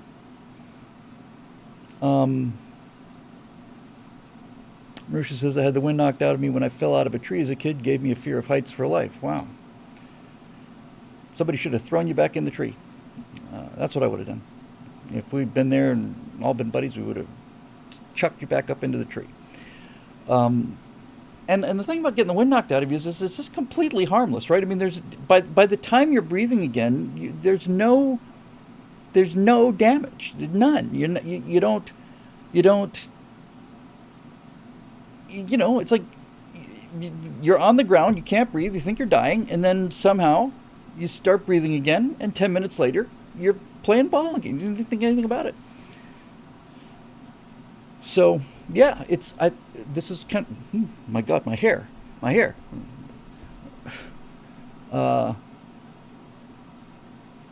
Mobile Moto says, most of my teeth are chipped from fist fights. See, I actually respect that. And I remember talking to Space Lucador about this today. I said, this is what I admired about Jackass. I would love to have hung with those guys. I would not do the disgusting stuff. I just wouldn't. I just realized, I would not be able to do the disgusting stuff. But the dangerous stuff, I don't know. They say, it's the Jackass motto, right? Pain is temporary, but glory lasts forever. I admire them. I don't think I would have the courage to do it, but I admire them. I admire Johnny Knoxville very much. I think he's just a tremendously cool dude. And watching, I was not like a huge fan of Jackass, but I got to be many years after they premiered. And the older I got, the better I liked Johnny Knoxville. And now I look back on it, I realize Johnny Knoxville is smarter than the rest of the entire crowd combined. He's a damn bright guy. But he's just having fun, man. He's just having fun. So, all this stuff just kind of comes together, right? How can you if you've never been hit, if you've never had the wind knocked out of you, and somebody makes you feel bad because they say something mean, then you're going to want to say, well, language is violence. No. Anytime you hear somebody say language is violence, it's somebody who's never been hit before. And by the way, this is moving up the scale a little bit, this is ratcheting up the stakes a little bit. But getting punched in the nose, or hit in the nose, or have a basketball thrown in your nose, that gets your undivided attention. So I was surprised when this kid did this. I've told the story, I'm not going to tell it again, but there's a guy who was, only fight I ever got into my life was in 7th grade of just gotten to Key Biscayne and was these white little lambs from Key Biscayne, these white suburban kids, and the tougher Cuban kids, and then tougher black kids. A three-way rumble there. And this Cuban kid just did not like me, and I was really surprised because I was really afraid of this kid. But when he threw that basketball in my face, I just punched him in the nose, and I didn't even think twice about it. It just happened. I was kind of pleased about that. Then I thought he would kill me later on that day in the locker and end up saying, "Hey, how's it going?" I said, "Oh, going okay. How are you?" Oh. No, there you go. All right, let's see if we can wrap this baby up. Dave Olson. Hey, Dave. Hey, Bill, may I be a red shirt in the colonies? If that's not an option, I'm certainly willing to be a slimy bureaucrat along the lines of Walter Dickless Peck from Ghostbusters. He's a classic villain.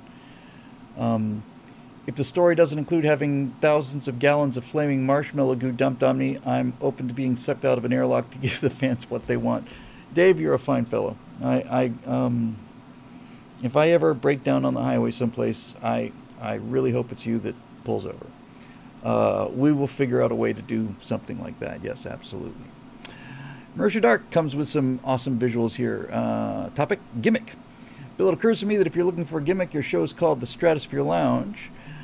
So why not an actual Stratosphere Lounge, as in Don Draper in Space, a high-end luxury lounge with comfy sofas, dressed in a smoking jacket, whiskey in hand, great bay windows looking out on the earth below, something cool that makes people say, I want to be him, I want to be there, as opposed to looking backwards. I get that you're going for the nostalgia angle, but younger audience wouldn't be familiar with the franchise, and to anyone who doesn't regard that time as great, you lose them too. Would it not be better to create something forward-looking, an optimistic future for all? Would still be different from the colonies in that you'd be doing socio-political commentary just from this location, taking a broader view of humanity. Here are some ideas for what it could look like, just in case. Just needs a steely-eyed missile man to captain her. And an illustration is provided. Actually, that's not it. That's not it. Hang on.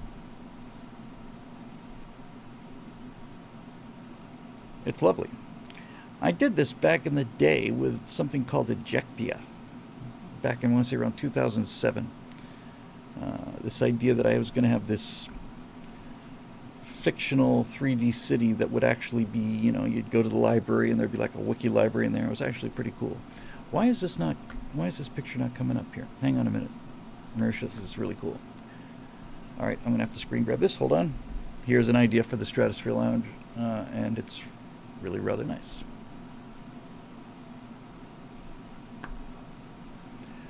Okay. Come on, baby. You can do it. Ta-da! Yeah, that could be kind of groovy. Bob says, Facebook questions? 5 question marks? Or is that the wrong place to post? I haven't gotten to Facebook in quite a long time. I'm happy if I can just get through BillWhittle.com things. This is an interesting idea. When I first got the studio made up in 2014, we started doing Stratosphere Lounge, I want to say around 2010 or 11. And over here to my right, I had a gigantic, and I mean a gigantic, a 13-foot long Stratosphere Lounge poster on that wall where the TV set is now. And I had it lit, and I had the space chairs, and I had 2 cameras, and I did probably 5 or 6 shows from there, maybe a few more. And people said, "Well, we don't like it. We're used to seeing you staring into the camera, and we don't like seeing you, in the mid shot." Okay. I did not have Unreal then. That's right. And Nooncock certainly gets a lot of mileage out of it. He continues to grow his empire. He's got this gigantic underground cavern now, and engine rooms, and all kinds of cool stuff. So it's definitely something to look into. I like the look of it, frankly, for the moon base. It's got kind of a groovy kind of a vibe there. It might be a little bit late.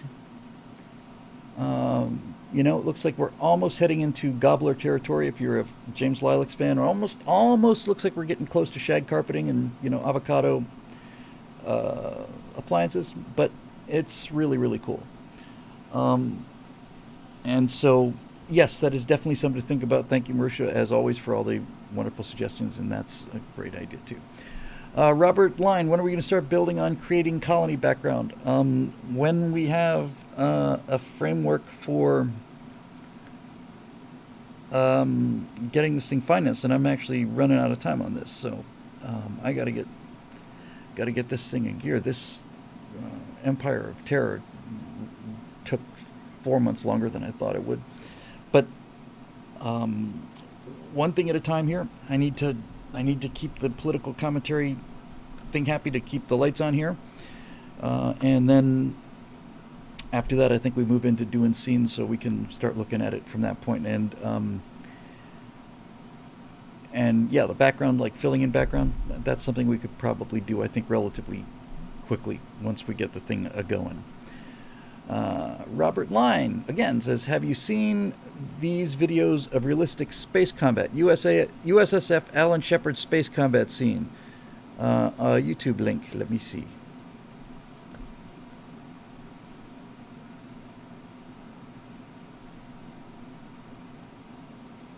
Oh, that's a commercial. It's because I'm not signed in. Jesus, I saw two women with parasols. I thought, well, that doesn't. Uh-huh. I'll watch this at my leisure as well. Hey, it looks good. It looks really good.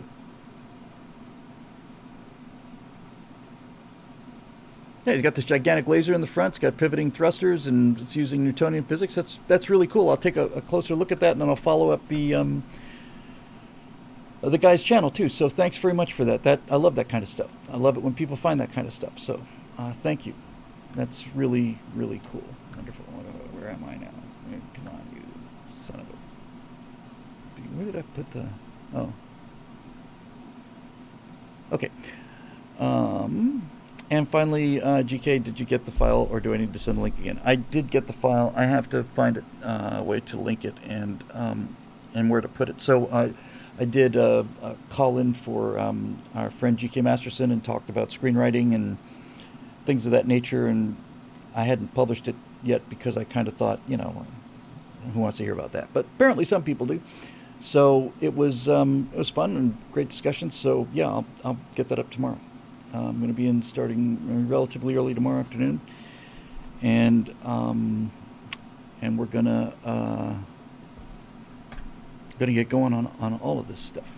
All right, I think it's time for this one to go home. Yeah. So anyway, I might go for a little drive with my wife, who's getting ready for her driver's license.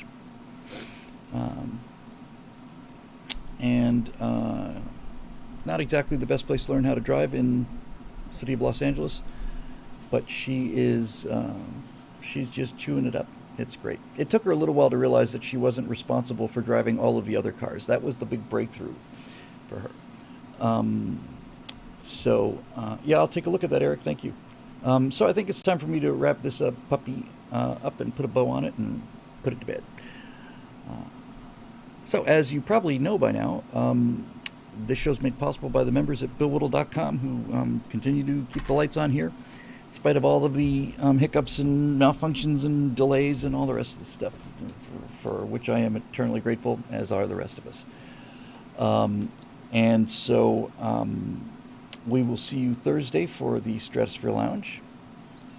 And hopefully by next Monday, I will have that suit. Fortunately, that suit is rigged, that spacesuit I started the whole show off with, which means that I can just plop it into Unreal 5 and just start, doing some stuff with it. I started doing a little work on the metahumans, and they seem like they've gotten worse looking. It's definitely time for some. What the metahumans need is they need actual photographic textures. There's one place that does head photo scans. They're fantastic. It's just, I think the place is in Sheffield, England, and the faces and the heads that they scan look like aliens. I don't know what the people of Sheffield look like, honest to God, but these are the strangest looking people I have ever seen in my life. There's one normal looking, relatively masculine guy in the whole lot, and the rest of these people look like birds. So yeah, so that'll do it. So thanks very much for joining us, and we will see you here on Thursday for Stratosphere Lounge. See you here next Monday for Stratosphere Studio. And until then, don't hire Dylan Mulvaney to be your face of your company if you can, possibly help it. That's the best advice I have for you today.